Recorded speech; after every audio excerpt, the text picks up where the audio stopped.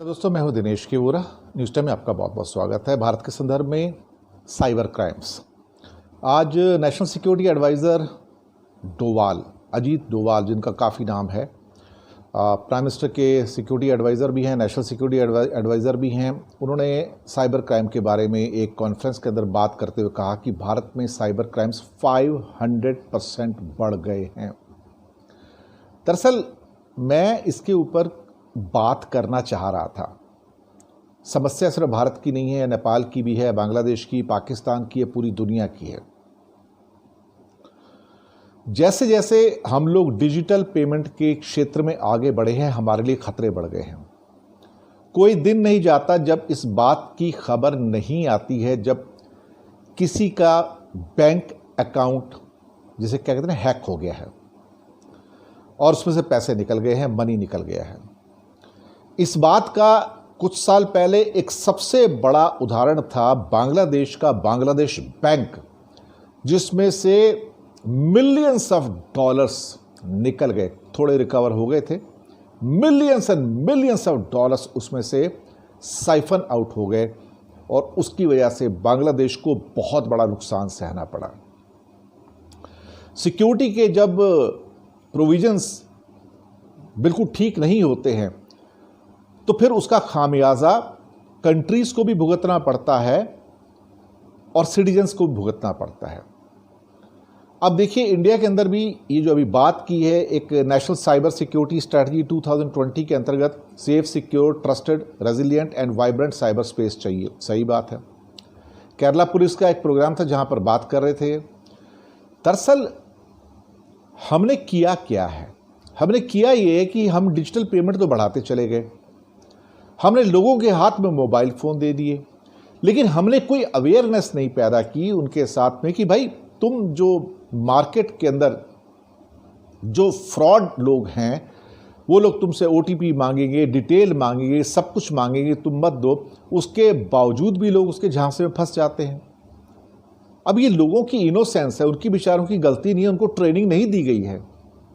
दरअसल लोगों को उठा के सरकारों के द्वारा पूरी दुनिया में एक ऐसे फील्ड के अंदर डाल दिया गया है, माइन फील्ड के अंदर, जहां पे उनसे यह कहा गया है कि मैंने तुमको ट्रेनिंग नहीं दी है, लेकिन तुम्हें अपना प्रोटेक्शन खुद करना है।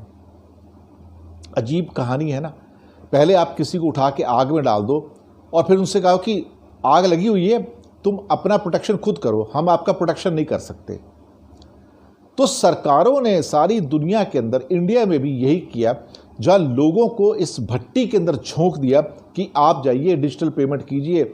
और बहुत सारे क्या कहते हैं टूल्स आ गए हैं, गूगल पे टाइप के भी हैं और बाकी भी हैं, पेटीएम भी हैं, फ़ोन पे भी हैं, पता नहीं कितने ऐसे एक फॉर्मेट्स आ गए हैं जिसके द्वारा आप फटाफट पेमेंट कर सकते हो।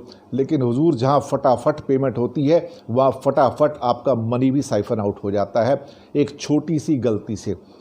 कई बार तो गलती ना भी हो तो ये हैकर्स इतना ज़्यादा इस टाइम स्मार्ट हो गए हैं कि ये इंडिया तो क्या, किसी भी देश में बैठ के, चाहे नाइजीरिया बैठे, इथियोपिया बैठे, अफ्रीकन कंट्रीज़ में बहुत हैं, इंडिया के अंदर, झारखंड के अंदर पूरा का पूरा एक क्या कहते हैं कि जामतारा नाम की जगह है, वहाँ पे पूरे के पूरे इस किस्म के एक इंटरनेशनल गैंग्स ऑपरेट कर रहे हैं।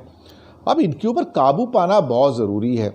कहीं ना कहीं सरकार ने जिस ढंग से आम जनता को एक ऐसी जगह झोंक दिया है जहाँ से वो निकल नहीं पाते और हर रोज़ साइबर क्राइम होते हैं, हर रोज़ लोगों की मनी निकल जाती है सब देशों में और कोई बात नहीं करता है।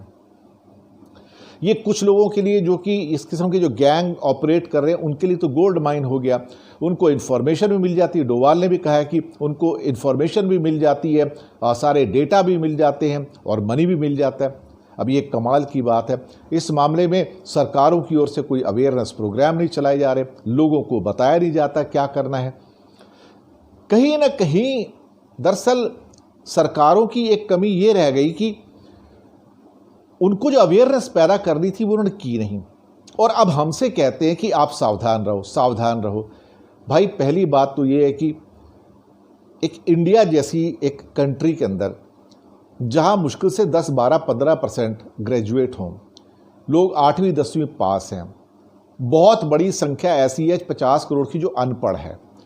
वो कहाँ से डिजिटल सिस्टम्स ऑपरेट कर पाएंगे? या 3 क्लास पास है, 4 क्लास पास है, मुश्किल से 70% की हमारी लिटरेसी है, तो 30% तो अनपढ़ हो गए ना। 30% का मतलब 40-50 करोड़ लोग हो गए।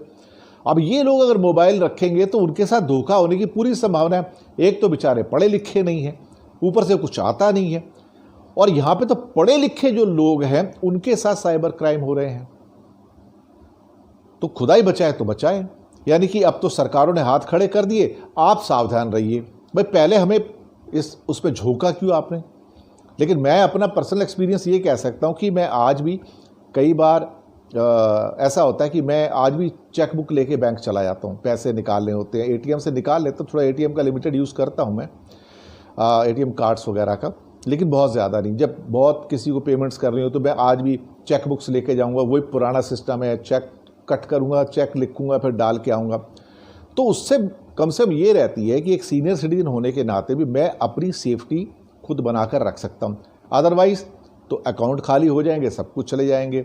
और मेरे जैसे करोड़ों लोग ऐसे हैं जो डिजिटल सिस्टम में परफेक्ट नहीं हैं।